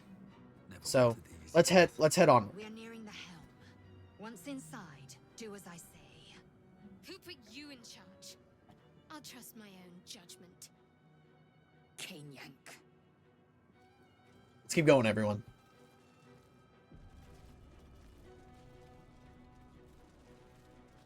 Through the weird alien door, who would you trust, Lae'zel or Shadowheart, to lead the team? You would trust King Roxas. Good call. Oh, what the? What on earth? Oh my. Oh! Just ripped its brains out. Oh, but here come the imps to guard him. Oh my goodness. Oh my goodness. Connect the nerves of the transponder. We must escape. Now. Do it. We will deal with the gate after we escape. Connect the nerves. Nerves. We will connect them. Okay. Got to write it. Excuse me, guys. I'm starting to cough. The near the end of the episode is near. So if you look up at the top center, we have Shadowheart, followed by Lae'zel. So we can switch around their turns. If we want to go with Lae'zel first, even though Shadowheart rolled higher, we can still go Lae'zel. Then we have Commander Zulk, which is the big scary guy over here. He has 200 health. We're not going to deal with him. Level 7 Imp. The Mind Flayer, which, as you notice, the Mind Flayer has a green border, meaning he is an ally. The blue guys are who you can control, green guys are allies. There is another border that we'll get to later, and then red is enemies. Alright, Lae'zel. Why don't you go for this, Can you reach this far imp over here, Lae'zel? No, you can't. Alright, Lae'zel. You handle this imp right here. Yeah! Oh, we jumped, so we don't have our attack. Okay, that's fine. We're gonna loot the bodies. We're gonna loot the bodies. Oh, critical miss. You're bad. Alright, and he's threatened. If you see threatened right there, it usually means pretty good. If he runs away, he gets opportunity attack. He has disadvantage on other rolls to other people around him. Disadvantage and advantage. You know how you always have to roll a d20, a 1 through 20? Advantage is you roll 2 dice, you take the higher one. Disadvantage, you roll 2 dice, you take the lower one. So if your first dice is 20 and your second dice is 1, you're gonna get the 1. Let's finish this. Alright, Shadowheart. Let's see what you got here, man. What do you... You have a firebolt. Alright. Let's, Alright. Why don't you go ahead? Does this have fire resistance? He does not have fire resistance. So this is a spell, as you see right there. I believe. I think I can get there. 1 through 10 fire damage. 80% chance to hit. Let's go for it. It hits for exactly 7, killing him. Shadowheart's a beast. Don't get used to that. She misses a lot. And then as you can see, Lae'zel is done with her turn, out of movement, no actions. Shadowheart out of movement, no actions. We're going to end her turn too. Giving Commander Zulk his attack. Double swings at the Mind Flayer. Uses Firebolt on Lae'zel, hits for 2. Boom! Saves on the Mind Blast. So let's say that Mind Flayer hit the Mind Blast. Used the Mind Blast. 8 to 36 psychic damage. But Commander Zulk succeeded the saving throw, which there's all the math right there. My face is even covering up some of the math. That's how much it doesn't matter. So, we have this big boar in the middle right here. I think we're going to finish off this lesser imp. We're going to get out of here. Just like so. Oh no! Us! Us, don't worry, my man. I got you! Hiya! Hiya! Our first miss of the series, I think. Wow. I have Karma Dice off too. Oh my goodness. Alright. Lae'zel, why don't you come deal with this board? I need you to roll a 20 and crit. Let's get it, Lae'zel. Crit. You did roll really high. Concentrate. Alright, Shadowheart, you do 2 to 7. Or let's do a 1 through 10. Exactly. Nice job, Shadowheart. Time to strike. We're gonna start backing up our boy over here. Yeah. Yeah. Boom, tentacle lash. Alright, us. Let's get going, man. Yeah. So, if there are no enemies you can hit, us only has a melee attack of claws. But you still have an action. What are you gonna do? There's this little thing called dash, which doubles your movement speed. So he had, let's say, 20 feet of movement. If we dash, we get... Sorry, he had 30. Wow. He had 30 feet of movement. If we dash, we now have 60 in total. So we're gonna get us right there. And now it's time for me to come in and save the day. I will one-shot Commander Zalk. I have the capabilities of doing that. We're gonna lacerate him. Special skill on my sword, which makes it bleed, which takes 2 slashing damage at the start of its turn. Let's go for it. Yeah. I'm a missing machine right now. Alright. So, here's what we're going to do. Maybe a little weird. We're going to go for a rush attack. Charges forward and attacks the first enemy in the way, possibly knocking them off balance. Go for it, Lae'zel. Critical hit, but he saves on the rush attack. The damage critical hit, but he saved on the rush attack. 2 different dice rolls. Alright, Lae'zel, pummel him. He's dazed with another critical. Oh my goodness. Lae'zel's going crazy. Can't afford to let up. Alright, this is why I made you put command on Shadowheart. You're going to click command, go over to drop, and you're going to hover it over Commander Zalk. He has an 84% chance to drop. It would normally be 55, but it is an 84 because Lae'zel hit him with a daze, the pummel strike. Let's make him drop that sword. He saved! He had a 16%. Let's actually check that. Hold on, I'm mad about that. Think about it, when I was explaining stuff like the damage over here, I was probably blocking it. But I'll let you guys know. Okay. He needed a 7... Sorry. What? How does this work? Alright, never mind. I don't know how it worked. It just didn't work. The 16% for him hit, or whatever. No! Oh, that Mind Flayer dice were screwed. I know we need to leave him to you, but hold on, hold on. Pummel Strike! Man.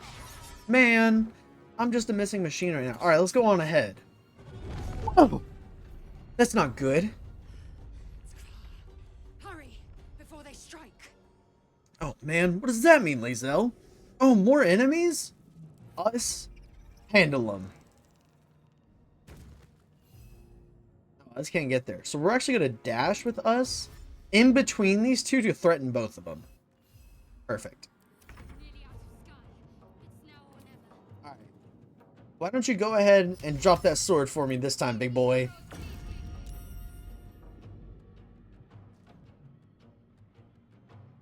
Alrighty, hold on. There's something special about that sword. Whatever, man. That sword should have dropped. Whatever. I'm mad. Any Baldur's Gate pros, tell me how that didn't drop. Alright, we're going to jump over him, though. Because we got bigger things to worry about now. Lae'zel, go for your bow attack. Roll that 7. Okay, a 6 is not bad. Us is gonna tank. Us is a big boy. Oh my goodness, thank goodness he missed. That was about to be really bad. Lae'zel, no! No! No! Okay, guys, we have to escape on this turn. One shot him, us. Oh no, us. Right. Let's go. I gotta go back us up. Get it? Yeah. Oh, 2 more Cambions just joined the fight. Not good, man. Yeah. Oh yeah, that reminds me. I need to loot these bodies. Whoa! I don't know what that does, but we're taking it. I am fury. Alright, Lae'zel. Death. Ugh. Yeah. I really want to kill this boar just for XP. Oh no. Shadowheart! Nice Shadowheart! Come on, can't stay idle. Don't miss, Roxas. Don't worry, guys. I'm gonna connect the transponder and get us out of here. Wait, actually, I kind of want to see what that mind flayer dropped. Is that him that died right there? Or was... Oh no, that was him, right? Alright, never mind. We'll escape next turn, I guess. Oh my goodness. Okay, thought that thing was gonna get to me.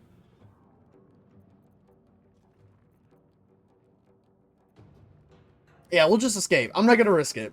Lae'zel, get us out of here, man! The helm's alien transponder. You've made it in time. Just barely. Actually, though, that Commander Zog was about to nuke all 4 of us. 4 King Roxas? Yeah. Us. Us is the 4th. Us is our bro. Us is gonna be here for the entire Let's Play. Us is our homie. Been here since day 1. Oh no! The 2 grasping hands, will they stay together? Oh! The ship disappeared! Lae'zel! So whoever connected the transponder would be in this cutscene. So it could be us, could be Shadowheart.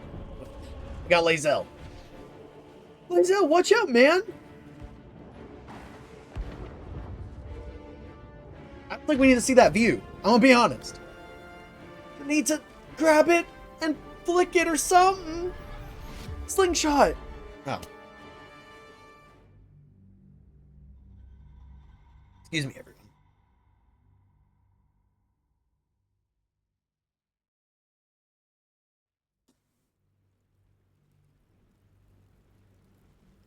Oh my goodness.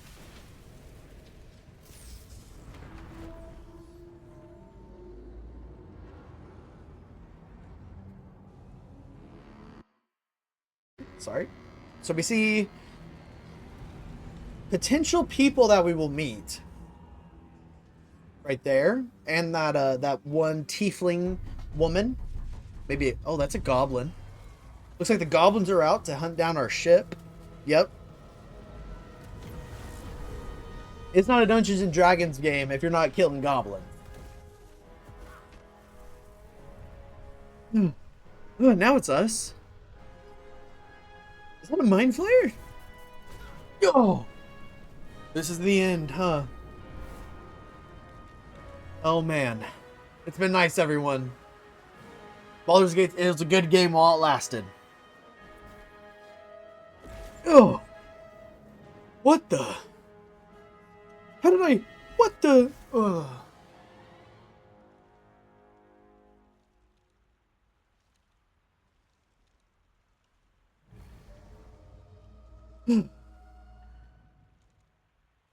Oh my goodness. Where am I? It's so bright compared to where we were in the dark hells. As you wake, the tadpole squirms in your skull. Where did I land? The crash site confuses the landscape. You'll need to find a settlement or landmark, and you'll need to do it quickly. Okay. The tadpole is a death sentence, and the clock is ticking. You need a cure. Yeah.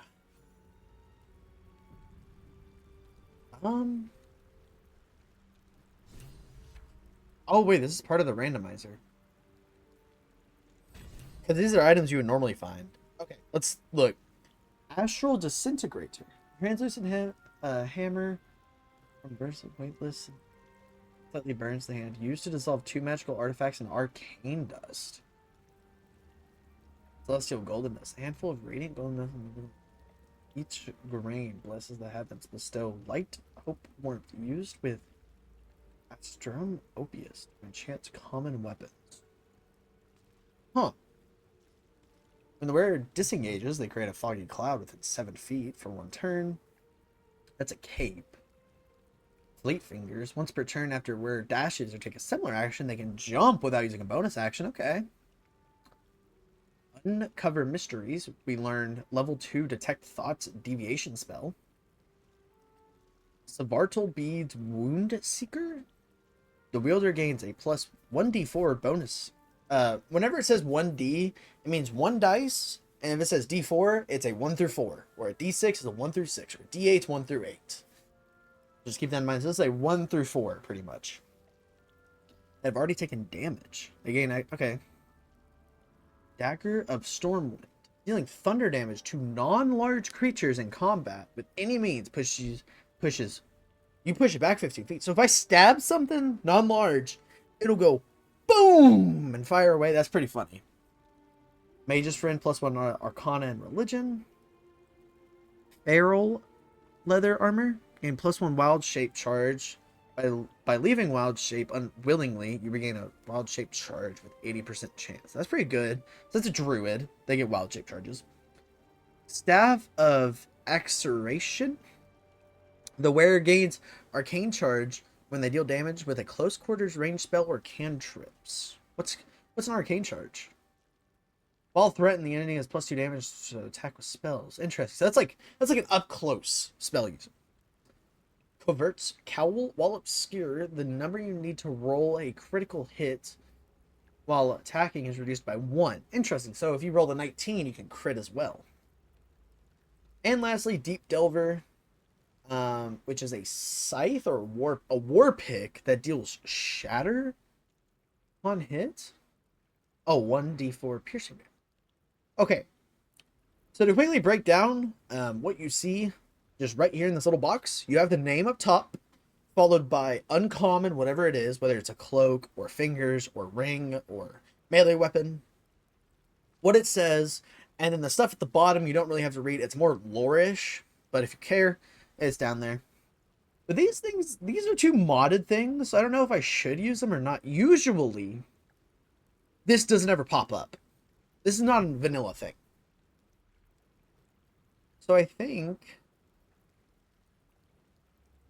What do we not need? Like, we won't need this. This is okay. Fleet Fingers is okay. We won't need the Detect Thoughts. This is okay. This is funny. This is not... That's not that good. We don't have any druids yet. We won't have any up-close spell users. That's kind of weird. That's okay. And then that's okay.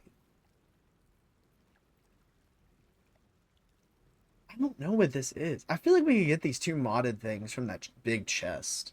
So let's do this sword because it sounds funny. I won't use it, but we'll have someone else in the team that can use a sword. Let's do this helmet because we want to crit. We want to do that big damage. And do we do Fleet Foot? I mean, that's funny. I don't think we'll ever need it, but that's funny. But it's dealing thunder damage. That's so weird. Thunder damage is weird. Alright, we're going to get the 2 modded items. I've decided. Instead of this, we're going to get this sword and the 2 modded items. Okay. I had to pull up your inventory. Alright. Where are we? Fresh water. There must be a settlement nearby. Okay. There must be a village nearby or something. Hopefully with the cure to our little friend that's up here. Or up here, maybe? A mangled fisher. Oh, hey, it's that person. Shadowheart, yeah.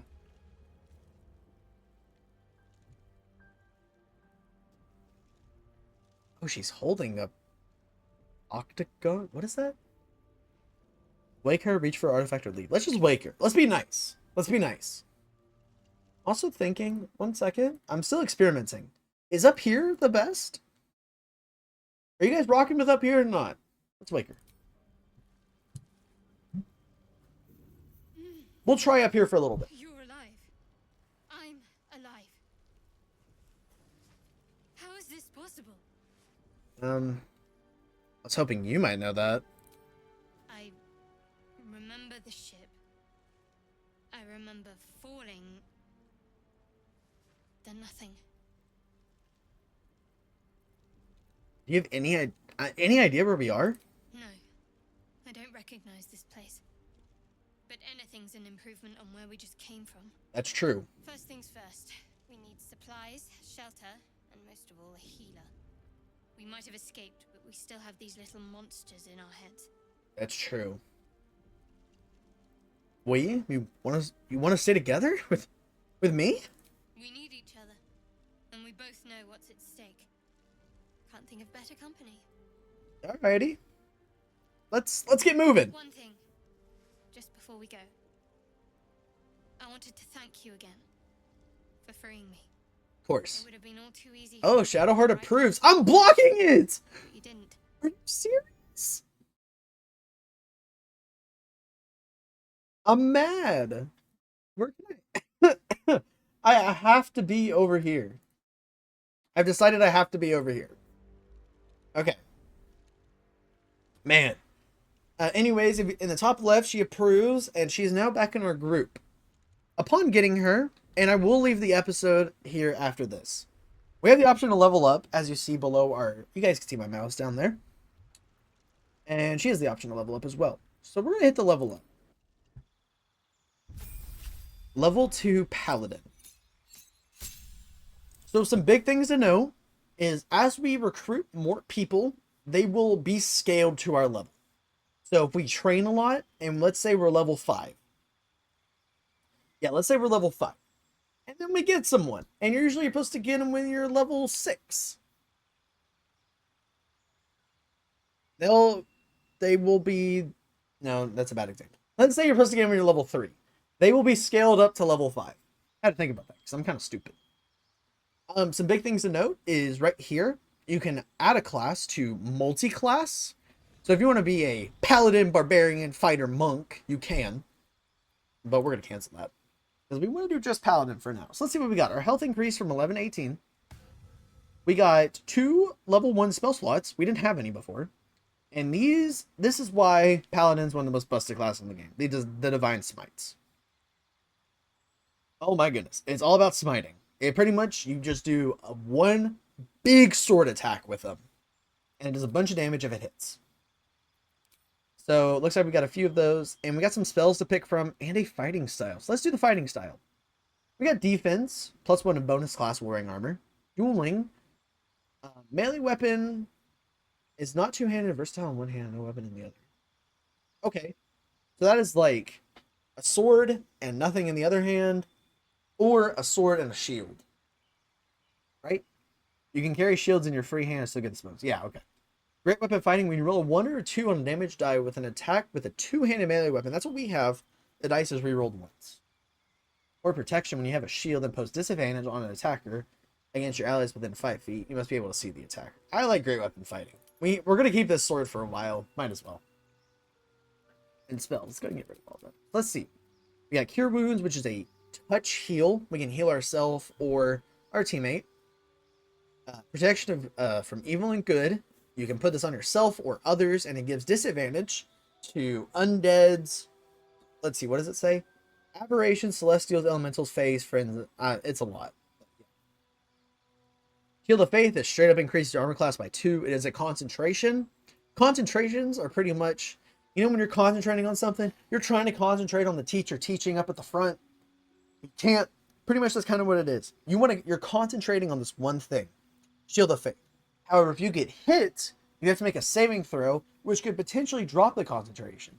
So if you're concentrating on the teacher and your friend throws a spitball at you, it's going to break the concentration. Command, we saw this with Shadowheart.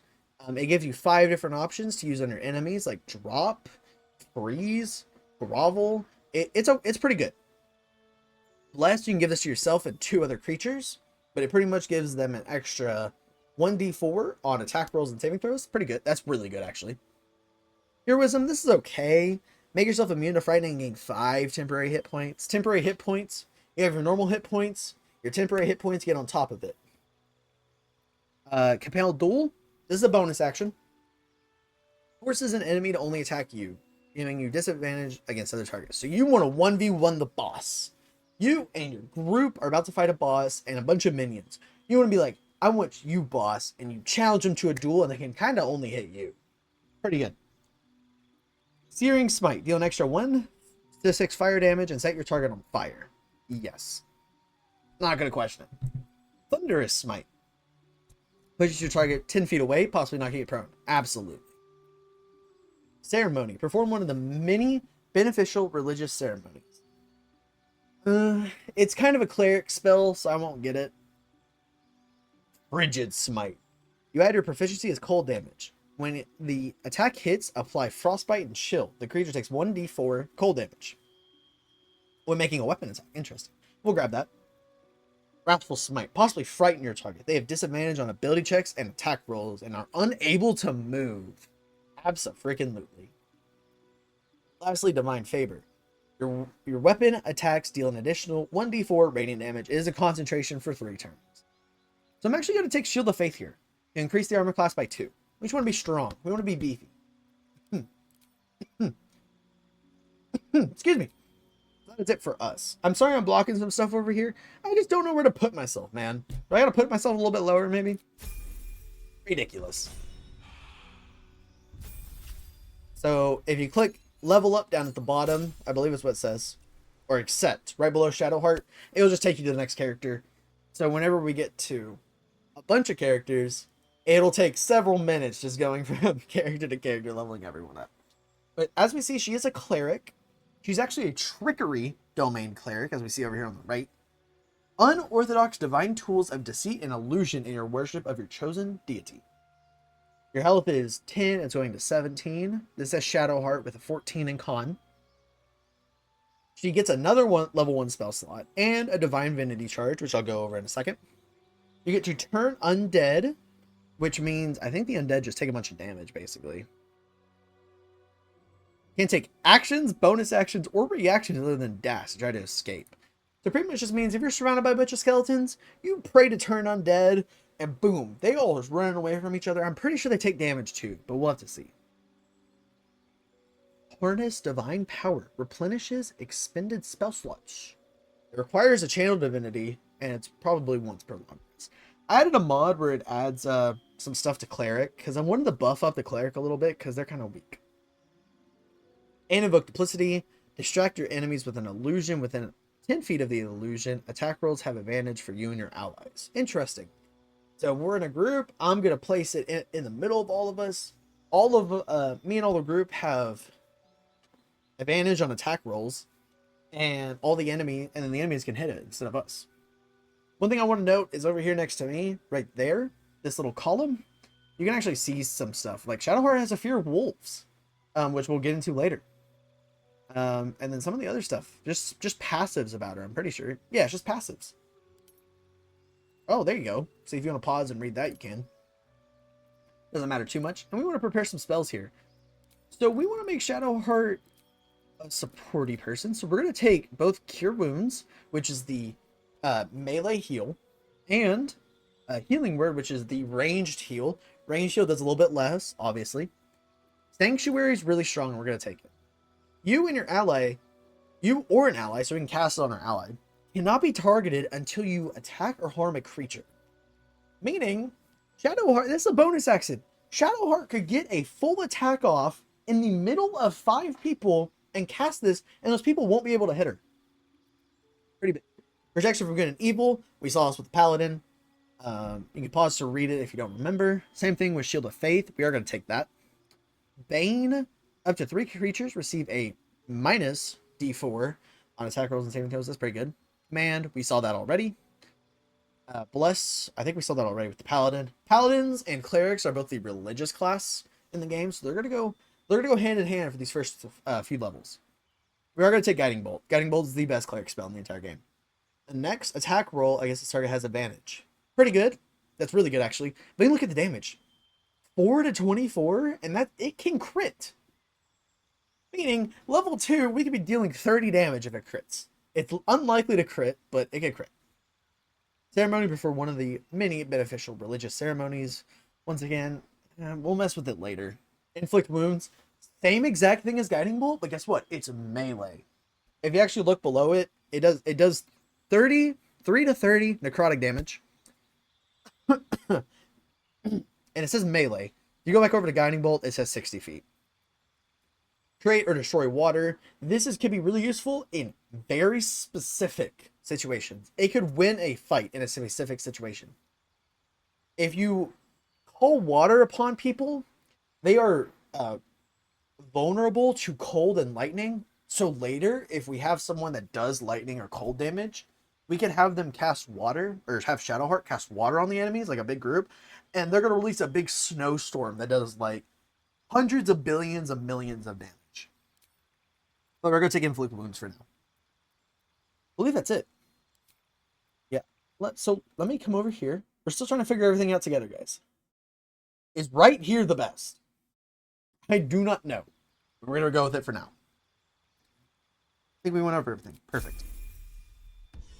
I did say we would go over Shadowheart's Channel Divinity. It's kind of like a spell slot. It gets restored on short rest. We have 2 short rests for every long rest. If you come over here, we have 2 short rests. I will get into more of this stuff in the next episode. But yeah. So, finally, with, let's say, 2 hours of gameplay, we have reached the end of Let's Play Baldur's Gate episode 1. Oh my goodness. It was a lot of explaining, but towards the end, you guys started to notice that it's not too hard to understand everything. And as you play, or as you guys watch me more and more, you'll understand it. It'll be a breeze. Also, you also don't have to understand anything. You could just be here for me and the story, and you would have just as good of a time. So, I want to thank you guys all for watching. Hope you'll enjoy this episode of Let's Play Baldur's Gate 3. In the next episode, we will be continuing along this beach, trying to find a cure for this tadpole in our head. Maybe finding a settlement nearby because of the fresh water. Hopefully finding our Gith friend. Our Githyanki Lae'zel, because I looted some stuff with her and it's still on her. Like, I still need that like crossbow that's like $12. Alright, I'm not letting any easy money get out of here. You know what I mean? So, yeah. In the next episode, we will be doing a bunch of that stuff. Hopefully next episodes won't be as long. This one, I just wanted to get to right here because that was literally all the tutorial. And of course, it went a little bit longer because I was explaining stuff and it's a video. In the normal game, it usually takes about an hour and 30. But I don't mind explaining stuff to you guys because we're all here for the fun ride of Baldur's Gate. Thank you guys. Don't worry about the other Let's Plays. I'm still going to be producing them. So Kingdom Hearts Chain of Memories and Baldur's Gate. I don't have an upload schedule yet, but I hope you guys will stay for episode 2. Thank you, everyone. And I'll see you in the next episode. But until then, stay safe. See ya.